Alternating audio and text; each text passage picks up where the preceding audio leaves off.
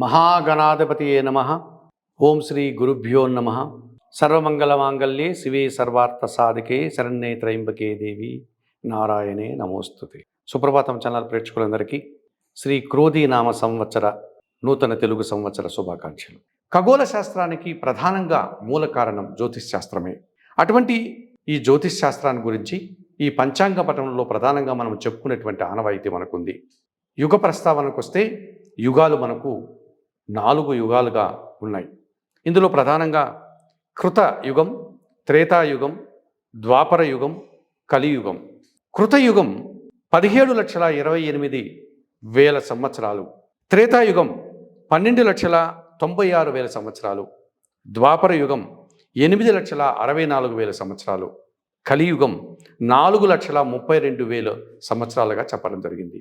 అయితే ఇప్పటికీ 27 సార్లు ఈ 4 యుగాలు కూడా పూర్తి చేసుకున్నాయి.